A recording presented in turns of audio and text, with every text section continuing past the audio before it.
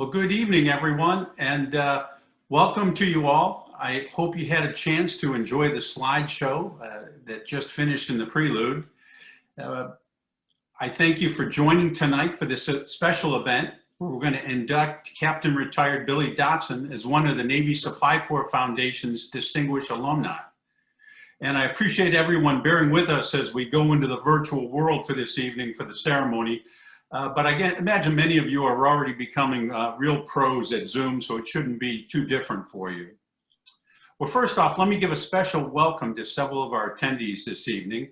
We've got retired Vice Admiral L. Thompson, former Director of DLA, Chief of Supply Corps and Commander NAVSUP.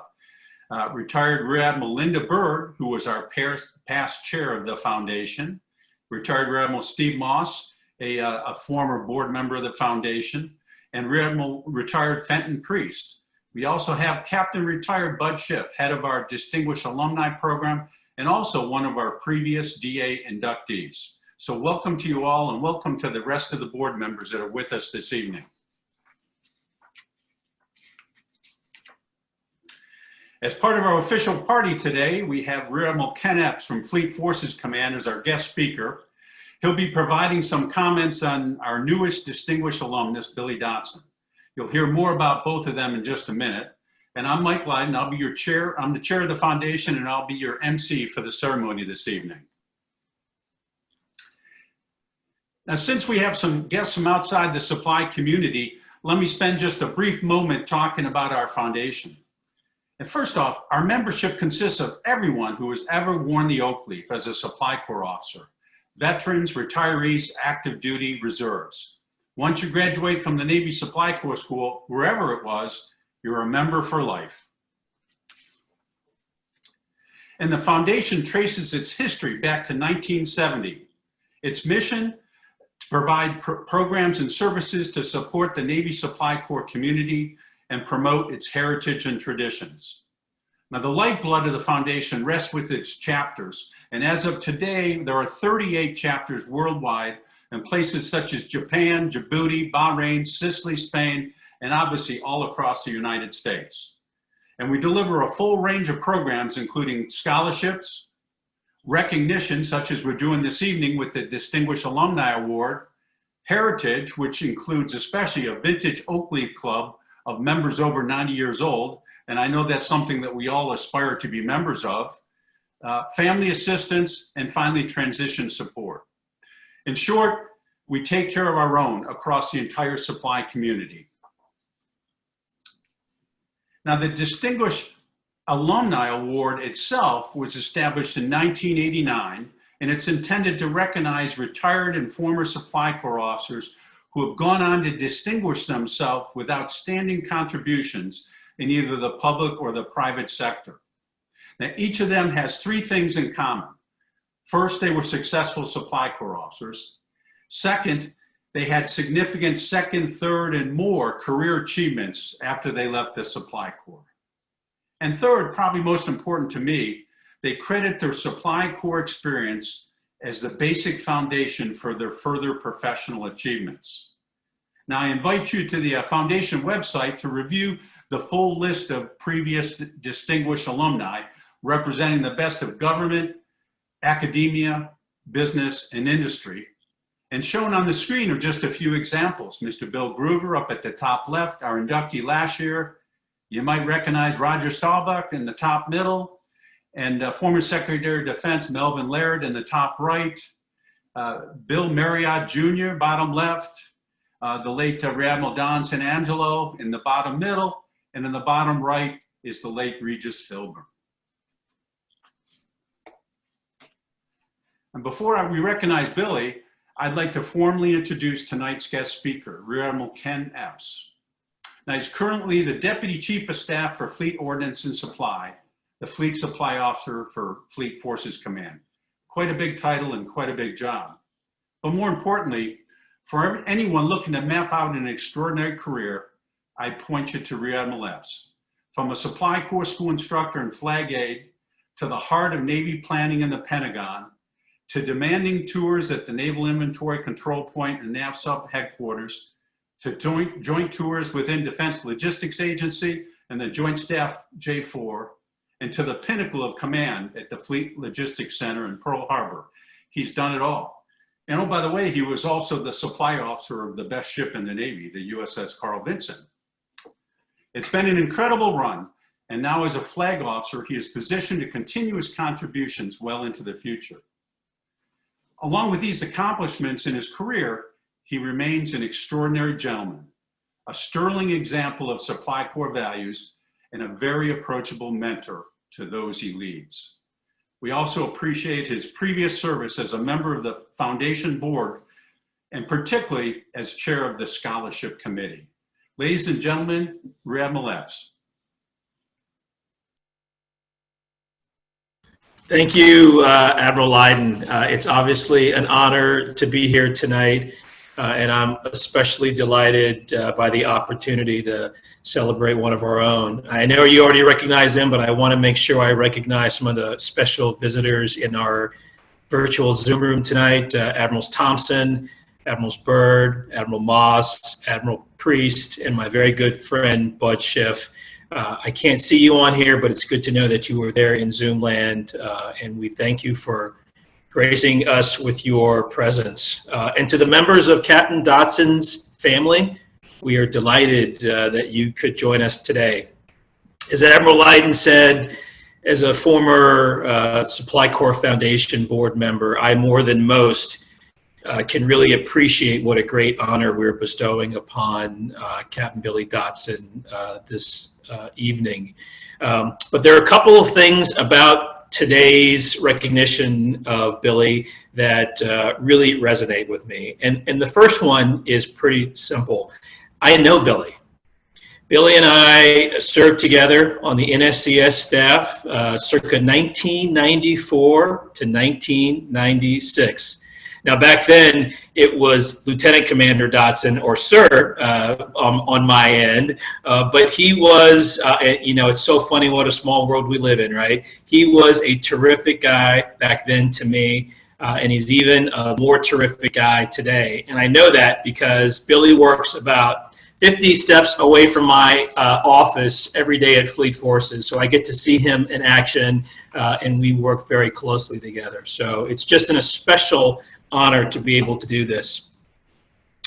As Admiral Lydon said, over the years, we've picked a bevy of our most illustrious Supply Corps alums, persons of distinction who, as he said, have gone on to scale great heights in business and in academia and in government. And we're equally proud of all of them, 201. But what I especially love about Billy's selection tonight is really kind of how he got here and how it sort of deviates from the traditional path that it takes to join this very august group. A love affair that began 20 years ago, almost to this day, when he made a trip that many of us, and I know in my case it certainly is, a trip that many of us include on our bucket list, which is to climb Mount Kilimanjaro. I mean, it's the first thing I want to do when I retire. And Billy made this trip about 20 years ago, and that from that day on and that trip grew a lifelong attachment to Africa and a real love affair with its land, its people, and the habitat. On a subsequent trip back to Africa, and he has made many, so I'm sure he'll mention this during his speech, Billy decided he wanted to capture his memories. So he made a significant investment that probably was the one turning point in this career and led him to him being here today. And that turning point was he decided to invest in a serious camera. So he bought his first real camera in around 2005 and 6, and the rest, as they say, is history. As his passion for conservation merged with his photographic prowess, he was able to marry the two passions together to benefit the African Wildlife Foundation. Now, I didn't know much about the African Wildlife Foundation prior to this week, but when I was doing some research, one of the books that Billy's photographs is a prominent part of, the foreword was by Jane Goodall. And I knew if Jane Goodall was going to forward this book, it had to be something pretty significant. But in my research, I discovered that the African Wildlife Foundation is the world's leading conservation organization focused on African wildlife and its wild lands. Their work has been instrumental in protecting endangered species and preserving their natural habitats on one of Earth's grandest stages. And Billy's work, through his world-class eye, through the articles he writes for journals, and through the speeches that he has done over the years, have played a critical role in advancing the altruistic agenda of this great organization. Billy's selection as a Supply Corps Distinguished Alumnus this year proves that success can be defined in many different ways. Some do it by being captains of industry, others go on to great athletic feats, and some people become notable TV personalities.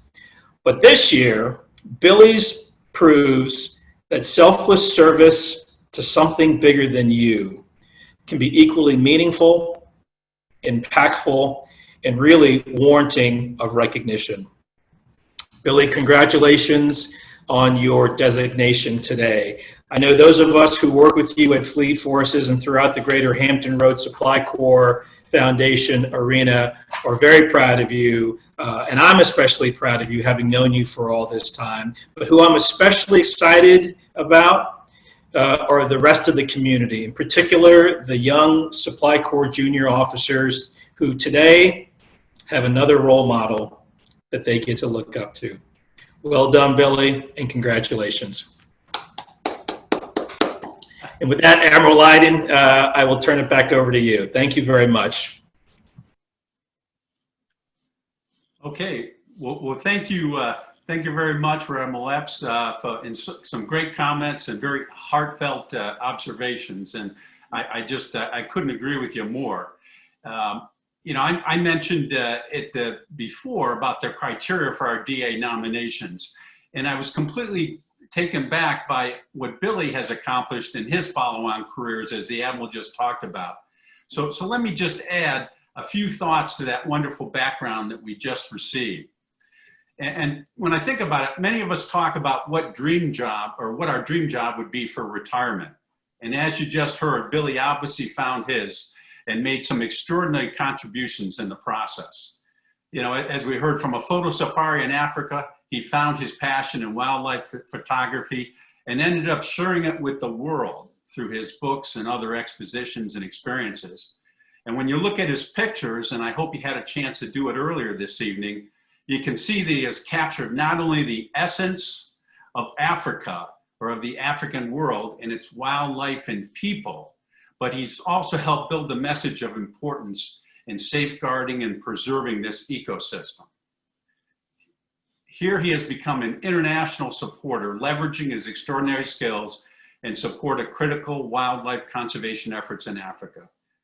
And bottom line, he's helping to preserve what he loves so much for generations to come. And what a wonderful contribution. With that, I think his work speaks for itself. I wholeheartely encourage you to visit the website and see more of his work and his ongoing efforts. And so, Billy, at this point, I'm supposed to ask you up to join me at the podium, but I don't think that's going to work tonight. So we'll just have to join each other in spirit across the internet this evening. So it's time to make you official. And I'll now read the award certificate to formally recognize Captain Retired Billy Dodson as a distinguished alumnus of the Navy Supply Corps Foundation. And the certificate reads, Distinguished Alumnus Award to all who shall see these presents greetings. Know that the Navy Supply Corps Foundation has selected Captain Billy Dodson as a distinguished alumnus of the Navy Supply Corps for lifelong achievement and dedicated service to the Supply Corps and civilian community, awarded 27 August 2020 by the Chairman, Navy Supply Corps Foundation, Mike Lyden. So ladies and gentlemen, may I present our newest distinguished alumnus, Captain Retired Billy Dodson. And if you know how to do the little clapping button, you can push that now, whatever. But please join me in congratulating Billy. Okay, so Billy, you're still on the podium, so keep that in mind. But we have more for you here. And we know what an extraordinary book you published. We just heard about it, and your passion for wildlife. We'd like to present you with a copy of our book, Ready for Sea, The History of the U.S. Navy Supply Corps. It provides a Supply Corps timeline and history since our beginning. I hope you really enjoy it. We also have a small reminder of today's ceremony, an engraved clock, and Dan Pionk will ensure that it safely gets to you along with the coin and the lapel pin.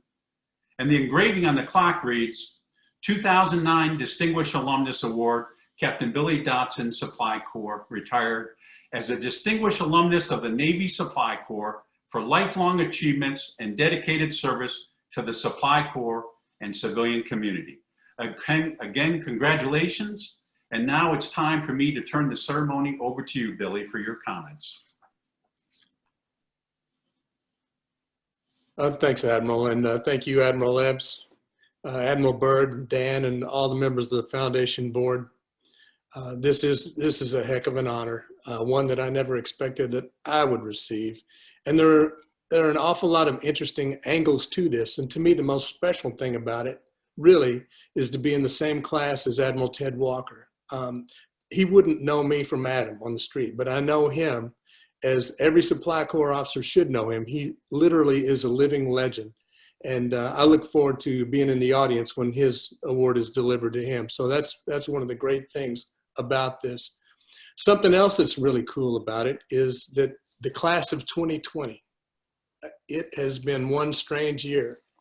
And consistent with that theme, I would like to announce that I believe I'm the first person ever to receive this award while wearing flip-flops. In general terms, I'll just say that the Navy was the best thing that ever happened to me. It really was. I know that this award honors post-Navy achievement, but I could not have done what I do without having served for 26 years in the Navy. As Admiral Epps mentioned, the obsession began in 2001. I went to climb Mount Kilimanjaro. I went for an 8-day safari on the completion of the climb, and that's when the problem began. I had Africa on the brain, and it happens to people. You get what they call the Africa bug, and that's what happened to me. So in 2005, as the Admiral said, I went back with a real camera. I took an awful lot of pictures. What I thought at that time was a lot of photographs, about 5,000 or so in a 3-week trip. Now that's about 2 days worth. But when I got him back, I looked at these things and I thought, you know, these are pretty good actually. And so I searched around for some conservation organizations that might be able to use them. So that's how I found the African Wildlife Foundation. And the relationship that I have developed with them has literally changed my life. They do use my photographs for their public relations and fundraising and their annual reports, etc. But then when they found out that I could write, that added a new dimension to the relationship, because I was asked to write articles for them, and they would send me to some really out of the way places. I've been to Sabi Valley to track down rhinos in Zimbabwe. The craziest thing I've ever done in my life is go to the jungles of the DRC looking for bonobos, and that's a dangerous place. And after a while, I definitely got the impression that when they asked me to travel to someplace like that, it was because none of them wanted to go.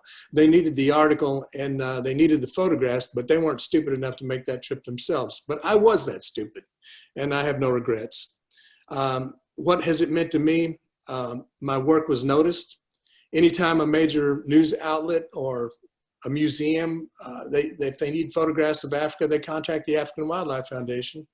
And as a general rule, they'll give them my photographs. And that's why my images have been published where they have in the major newspapers. And even now, in the Smithsonian Museum of American History, my elephant photographs are on display. I just wish that I could go up and see those because the museum's closed right now because of the coronavirus. But on a personal level, I always wanted to make my mark in the world. I wanted to leave a legacy, and I knew that I would. I did not know what that legacy would be, but this is it. It's conservation of African wildlife and habitat. And it's also given me the opportunity to visit places and to do things that I really can't even describe to you here. It's almost unbelievable.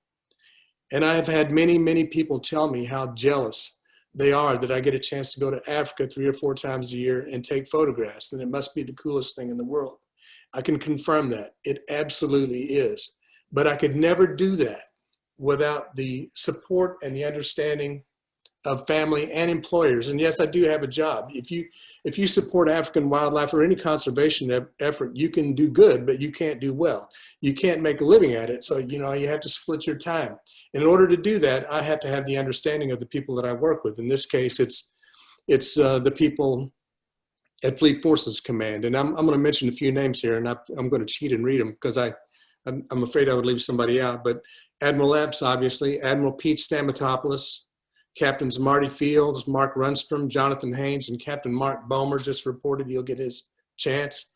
And also at the action officer level, Xavier Lugo, Dave Jones, Tara Hodge, Diana Delphonse, Tam Sonnen, Greg Mitchell, Mike Key, Jamie Steffensmeyer, and of course, my illustrious hero and evil co-conspirator, Mr. Tim Ross. From the character perspective, I had a lot of great mentors and friends in the Navy. Admiral Steve Moss, Admiral Al Thompson, who we had some rough days together on the Navy staff up at N41 that I'll never forget, but he influenced me as much as anybody that I ever met in the Navy. Fenton Priest, a great friend and mentor, and Matt Culbertson, Russ Rowe, and my 2 Lyns, Lynn Sapera down in Athens and Leonard Hammond out in Hawaii, who I hope is tuned in right now. Also, my employers at CACI, the deal that we've worked is basically this. If the Navy is okay with me leaving for a period of time, then CACI is going to be okay with it. And I specifically want to mention Kurt Knobloch, Tricia Schreier, Jim Young, and most especially Chuck Charbonneau, who sat in my cubicle one day and said, "Billy, I know what you do." He said, "Anytime the Navy is okay with you leaving for any length of time," he said, "we're going to do the best we can to support you." So usually my trips run about 2.5 or 3 weeks, but at times they've gone 5 and 6 weeks. And both the Navy and CACI have supported me.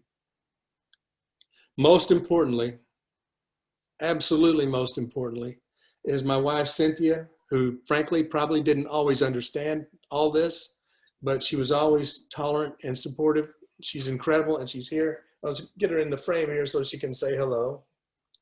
Okay, thank you.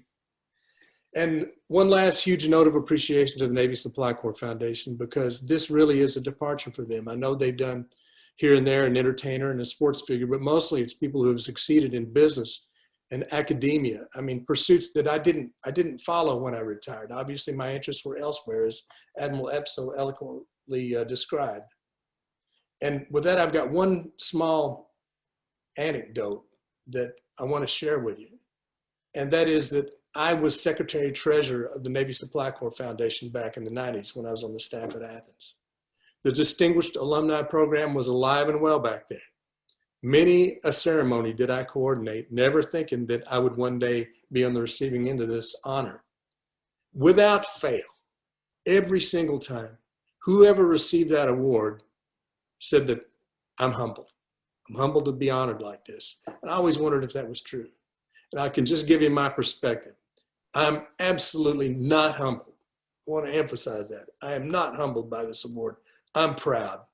I couldn't be more proud. And I'm thankful to the foundation and all of you for being here tonight, and my wife, Cynthia. I appreciate it so much. This is one of the highlights of my life, and I mean that sincerely. Thank you all very much, and back to you, Admiral Lydon. Okay, Billy. Well, thank you. And just listening to you, obviously, the passion comes through, buddy. I mean, it's there, and it's incredible. So good on you there. And I talked to Admiral Walker earlier this afternoon, and I mentioned that we were having this ceremony tonight. And he passes on his best congratulations to you. And I have to tell you honestly, he stands proud beside you this year. He thinks it's an absolutely great choice. So you're right to be proud, and good job there. So we look forward to watching your continued success, and particularly because you worked with the DA program before, you know the commitments of a DA and the engagement that we expect out of you. So we look we look forward to that in the months and years to come. So more on that later. But yeah. So in closing, I guess just a couple quick comments. As many of you have experienced moving an event online like this, you know how much work it is and how much preparation. So just a quick moment for me to give my sincere thanks to our foundation executive director, Dan Pyack, and his tremendous team, Cindy Inglett, Tara Neville, and Dina McMaster, all of them, and the board members that helped as well, Pete Eltringham and Bud Schiff, both from the just recognition side of the house there. So thank you to all of them. And lastly, thank you again to Admiral Epps. It's just wonderful to have you take the time to join us this evening and making it so special for Billy. So the foundation, it's going to continue its mission of taking care of its own. And as you saw tonight, we had the pleasure of recognizing one of our own, Billy Dodson. So with that, one last congratulations to you, Billy, and to Cynthia for standing beside you there. And we wish you all the best in the future. So to everyone, thank you. This completes the ceremony, and have a great rest of the evening.